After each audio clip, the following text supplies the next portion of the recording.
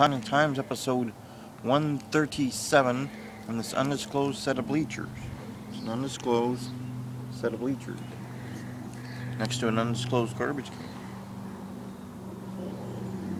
So, for the people that love the snaps, Sign of the Times pamphlet, because apparently we need a pamphlet. The Twitter where you can follow me, but not literally, much like Jimmy Skills, or much like Jimmy Flame, or much like Nate Stone. They all follow me on the Twitter, but not literally. Not literally. Facebook and the YouTube, because apparently Farm Spring's dead. But you can follow me, or whatever, on Facebook, and then go to the YouTube, which you might be watching right now. Right now. Business card of Casey Carlisle, whom I love, hashtag best in the world, hashtag former NWA World Women's Champion, hashtag holder of many championships.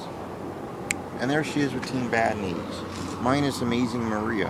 And apparently I need an Amazing Maria picture to put in there, because she's in Team Bad Knees. She doesn't have a picture in there. Look at that.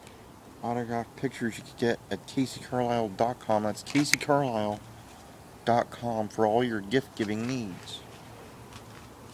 There she is with a title belt that's really big.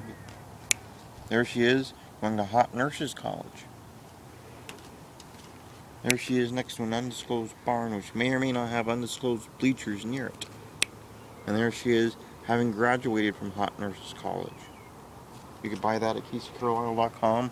Send it to everyone that's graduating Hot Nurses College this year as a Hot Nurse graduation gift. It would be totally appropriate. Comic book of Team IOU.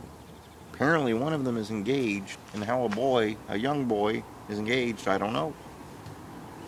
Hopefully the girl is good with dog. So, this week, kind of a busy week. Apparently I will be contacting Botchamania and requesting a certain match that I saw recently, that hugest definition of Botchamania match I ever saw. Boink, splat, boink, splat, splat, boink. Title belts are not meant to boink or splat, but apparently it happened.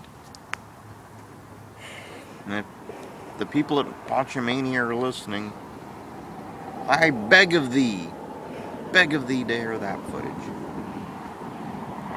Beg of thee. So, some broad debuted as a referee last night. We'll just skip that part. And this week coming up, Sunday, we have Bobby Black, the most underrated sports entertainer in the country today, I think. Totally underrated. Granted, he's not the tallest of guys, not the biggest of guys, but huge talent, Bobby.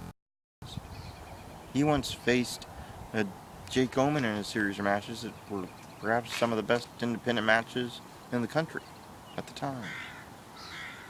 Why people don't book Jake Omen versus Bobby Black on their shows to this day all across the country, I don't know.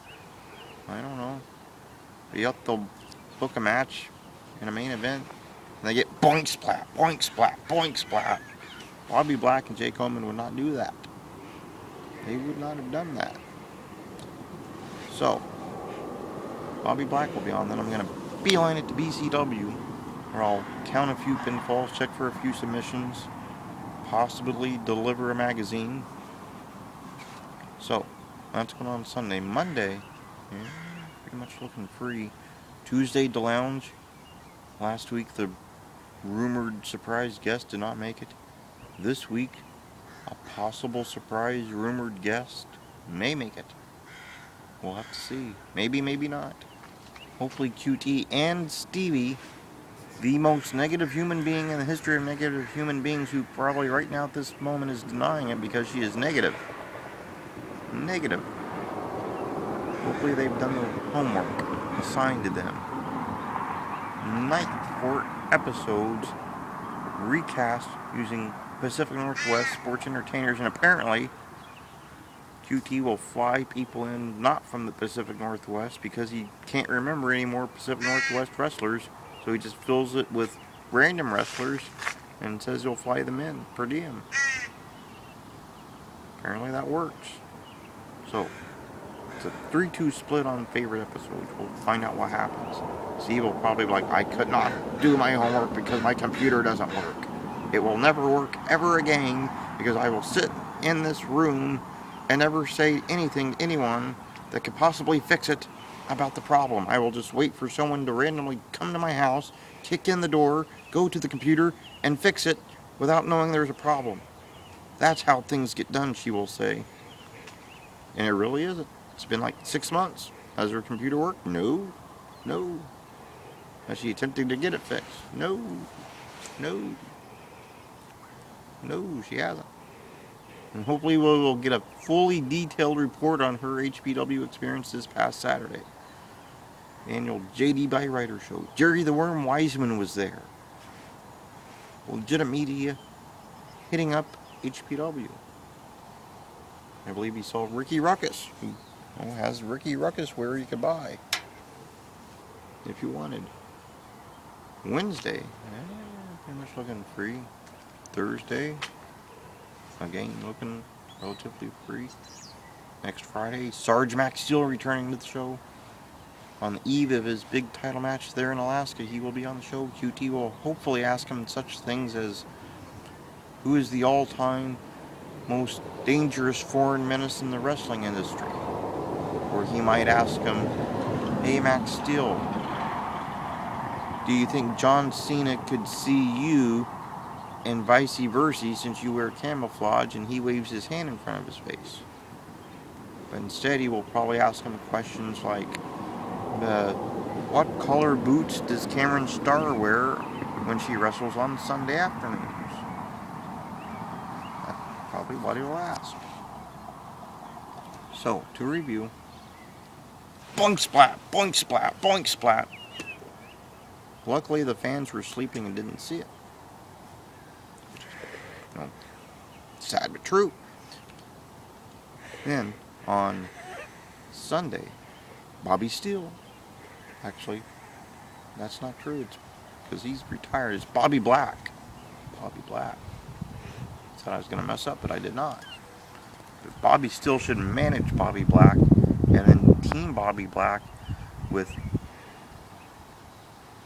like, I don't know, maybe Bob Hardy and get Team Bob. I would pay a ticket to see Team Bob. But Bobby Black, if you've not seen him, most underrated sports entertainer out there, I think.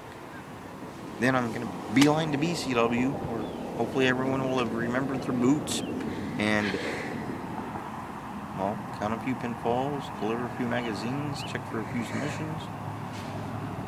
Monday, pretty much free. Tuesday, the lounge, some night court recasting.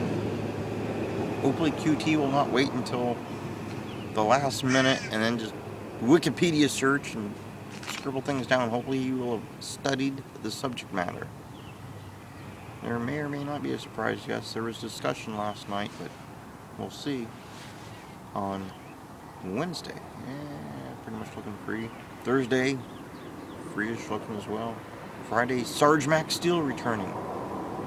Independence Day, gonna have an American veteran, a hero to all kinds of American wrestling fans there in Alaska. Hopefully he will discuss such topics as his big title match the next day, defeating the foreign menace that is Von Hess.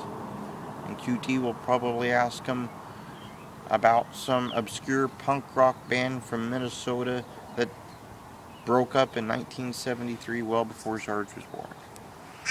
So, pretty much 137 from the undisclosed bleachers. Or if you've noticed, I threw nothing that went boink splat, boink splat, boink splat, especially not a title belt.